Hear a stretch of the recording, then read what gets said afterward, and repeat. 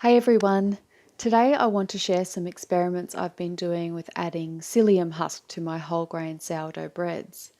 Psyllium is the husk of the plantago plant, and when it's added to water it forms a mucilage or a gel which adds structure to low gluten bread doughs, allowing them to hold more carbon dioxide gas as they rise, which produces a lighter loaf.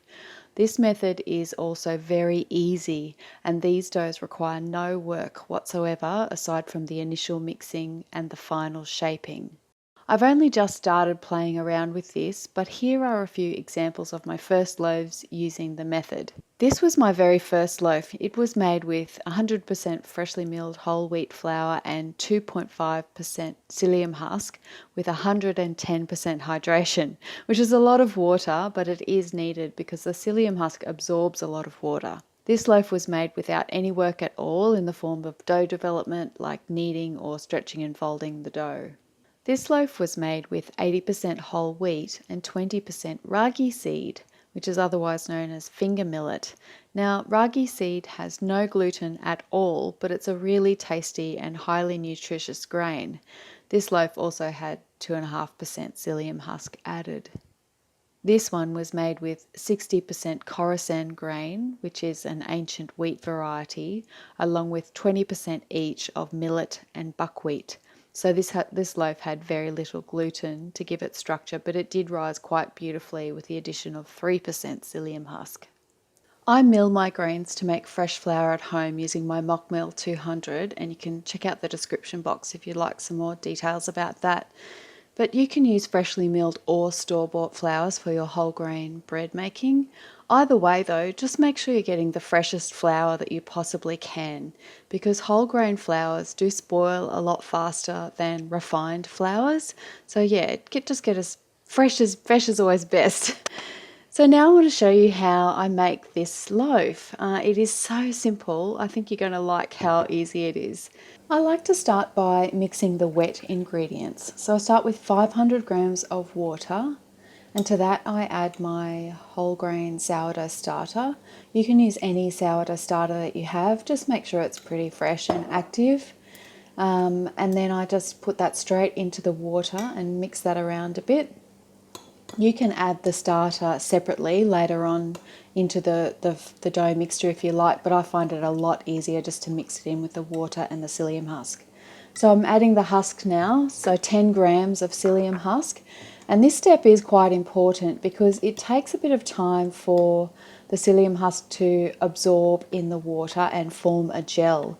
Sometimes I've seen some recipes using husk where they add it directly to the flour, just dry, and then just mix it into the dough that way, but I find that it works a lot better if you let it fully hydrate and gel in the liquid first. So I just put that aside. It takes about 20-30 minutes to fully gel, and then just get the rest of your dough ready while you're waiting. So I use 500 grams of whole wheat flour, 9 grams of salt. You can use any salt you like, and I just mix those in really well.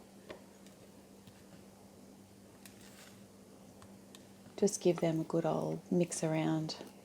To that I'm adding some seeds. You don't have to add seeds. This is just one of my experiments. Nearly every loaf of whole grain sourdough I bake is different from the last one.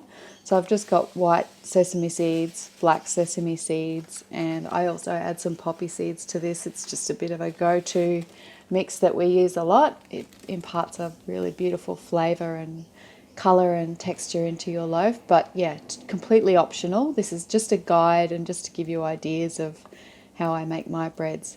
So mix all of the salt and the seeds and everything in really well with the flour.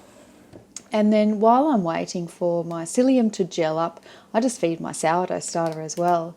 I give it about 65 grams each of flour and water and mix that up, and then I'll be leaving that alongside the dough to ferment, and once it's fermented it'll go back into the fridge for the next bake. Just scrape down those sides, keep it all nice and neat and tidy, and that's the starter ready. Okay, so the psyllium gel mix is quite a lot thicker now. It's probably, as I said before, been about 20 or 30 minutes. It's ready to mix into the flour. Just pour that mixture in. If you look closely at the mix, you can see the tiny little bits of husk all clear and like jelly-like. It's quite amazing stuff. And just mix that through.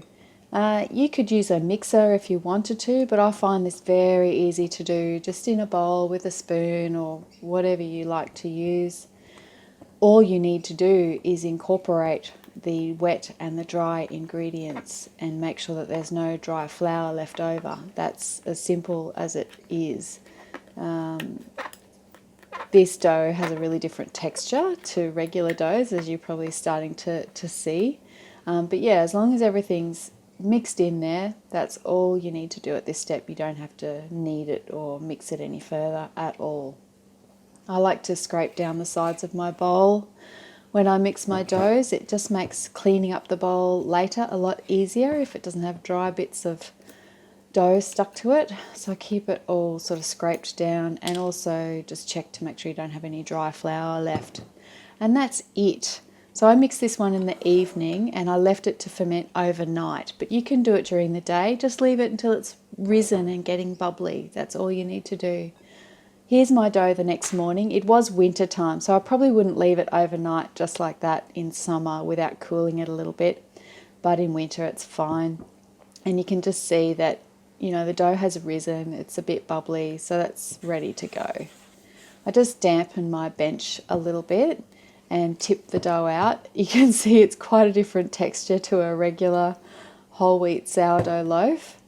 It's got a funny, spongy, weird, light jelly, strange texture. I find it hard to describe. I wouldn't normally pull it apart like that, but I'm just trying to show you what it looks like. And you can see now that I actually give this a bit of a knead to shape it. I can't say that I've done that for all of the other loaves that I've made using this method, but I'm experimenting all the time. So I tend to just go by feel, and if I think I want to bring this loaf together a little bit more and give it some more strength, then I'll give it a bit of a knead. But basically you just want to pull it together and shape it. You don't have to do any fancy techniques. This dough will rise up quite nicely without great shaping. So I just form it into a loaf shape. You could do a round, or you could put this in a tin, you know, bake it in a pan, that's fine too. And I'm just putting it on a cloth with some brown rice flour so it doesn't stick into this basket, and that's where I'll prove it.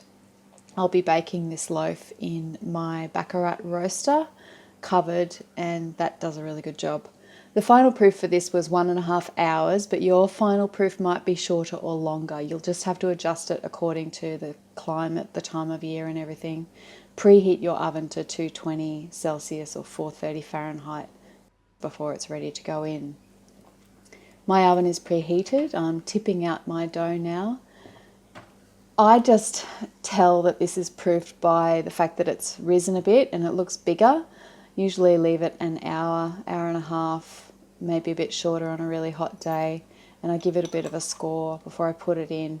It holds together quite well. It's quite a firm dough compared to what it would be without the psyllium husk. And I just cover that up in my roaster, and I bake it covered the whole time. This roaster is really brilliant. It bakes the most amazing crusty loaves, but just use whatever baking setup you've got and that you prefer to use. I baked this loaf covered for 1 hour and 10 minutes at that 220 Celsius, 430 Fahrenheit, and that was perfect. You want to make sure that you bake these loaves really thoroughly because they do have a lot of extra moisture in them. They're quite firm, but they're still very well hydrated. So if they're not baked thoroughly, that one's very well baked. It's got a nice hard hollow sound. And it's very crusty. But yeah, they do need to be cooked well, otherwise they might be a bit too moist inside. And there it is. It's a really great little loaf and a really interesting method to have a play around with. Experiment with it. Tell me what you think. You might work out some better methods than I have so far to make these doughs. I'm really interested, especially in people who are using kind of those hybrid loaves with wheat and gluten-free grains as well. I just love the variety of grains that are available to make this kind of dough. Thank you everybody. I really appreciate your support as always, and I really look forward to seeing you in the next video. Thank you.